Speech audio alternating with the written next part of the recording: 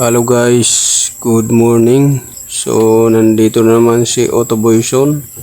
So ngayon guys, iba na naman guys yung gagawin natin ngayon. Hindi sasakyan, hindi motor, kundi ito, steel window. So ito na naman yung gagawin natin guys. So sa mga hindi pa nakaalam guys, marunong din tayo gumawa ng mga steel window, mga structural steel, dahil galing tayo dyan guys. So nagiging contractor tayo noon bago tayo bumalik sa automotive industry. So doon muna tayo sa construction. So ngayon gumagawa tayo ng steel casement window. So ganyang ka-talented si Autoboyson at ka-skillful. So sa mga baser dyan na panay bus na lang guys sa atin, mag-bus lang kayo dyan, ako naman magmotor. So yun guys, gumagawa tayo pala guys ng mga structural. So mayroon tayong ginagawa ngayong steel casement window at steel awning window.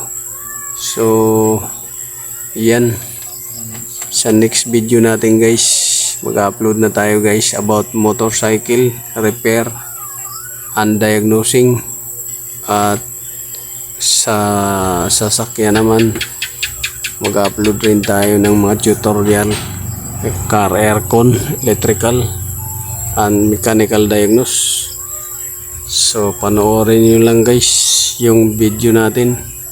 So medyo madilim dito sa amin dahil nasa shop tayo, pero tirik na tirik yung araw niyan guys sa labas.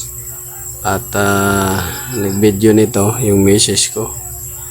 So yun, sana may nakuha rin kayong konting kalaman dyan sa mga nagbabalak matuto ng welding works. Ito, panoorin ninyo.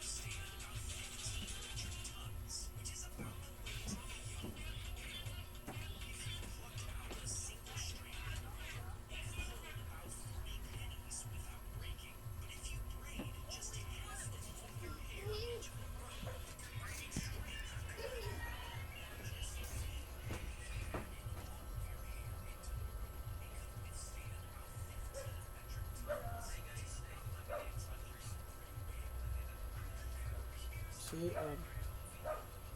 Masarap ako. Masarap. Pwede ka kabaybag.